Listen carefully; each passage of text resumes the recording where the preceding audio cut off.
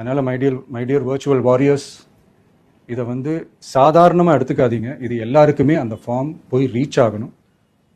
இதில் ரொம்ப உறுதியாக இருங்க. அதையும் மீறி உங்களுக்கு அந்த ஃபார்ம் கிடைக்கலன்னா இருக்கவே இருக்கும் ஆன்லைன்.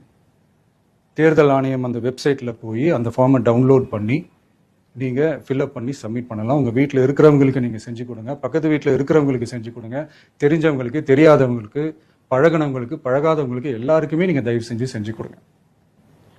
அண்ட் ரொம்ப முக்கியமாக நம்ம ஜென்சி கிட்ஸ், நம்ம ஃபர்ஸ்ட் டைம் ஓட்டர்ஸ், நம்ம புது வாக்காளர்கள், நம்ம நண்பா நண்பிகள், அவங்க ரொம்ப கேர்ஃபுல்லாக இருக்கணும்.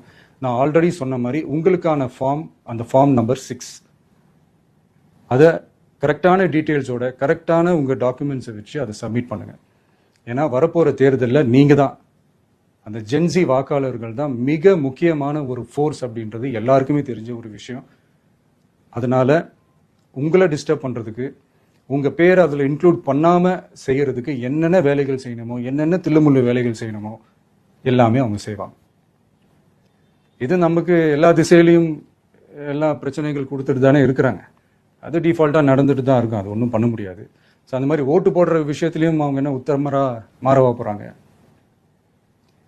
நான் சில மீட்டிங்ஸ்லாம் ரிப்பீட்டடாக ஒரு விஷயம் நான் சொல்கிறேன்ல, 2 பேருக்கு நடுவில் தான் போட்டி அப்படின்ட்டு. அது மேடைக்கு மேடை அவங்க அதை ப்ரூவ் பண்ணிட்டு இருக்கிறாங்க. அதனால தோழர்களே, வரப்போகிற தேர்தலில் நம்ம யாருன்னு காட்டணும், நம்ம பலம் என்னன்னு காட்டணும். அதுக்காக அந்த பலமான, அந்த பவர்ஃபுல்லான ஆயுதத்தை நம்ம கையில் எடுக்கணும். அந்த ஆயுதம் வேற எதுவுமே இல்லை, ஓட்டு, வாக்கு, ஜனநாயகம். அது இருந்தால் தான் நம்ம அந்த வெற்றியை நோக்கியே நம்மளால பயணிக்க முடியும். தமிழ்நாடே அந்த வாக்குச்சாவடி முன்னாடி திரண்டு நிற்கணும். அதை பார்த்துட்டு தமிழ்நாடே தமிழக வெற்றி கழகமா, இல்லை தமிழக வெற்றி கழகம் தான் தமிழ்நாடா அப்படின்ற மாதிரி இருக்கணும். வீடுன்னு ஒன்று இருந்தால் தான் ஓடு மாற்ற முடியும்னு அறிஞர் அண்ணா அவர்கள் சொல்லியிருக்கிறாங்க. அந்த மாதிரி ஓட்டுன்னு ஒன்று இருந்தால் தான் இந்த நாட்டையே காப்பாற்ற முடியும்.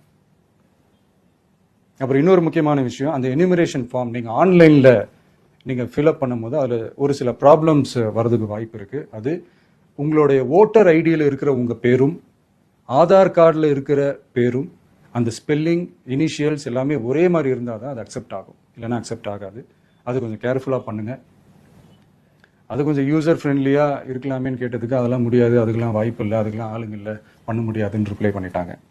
ஸோ அதனால் மைடியர் டிவிகே தோழர்களே, மைடியர் ஜென்சி படை பலமே, உஷாராக இருங்க, கான்ஃபிடென்ட்டாக இருங்க, நல்லதே நடக்கும், வெற்றி நிச்சயம். மீண்டும் சந்திக்கும் வரை நன்றி, வணக்கம்.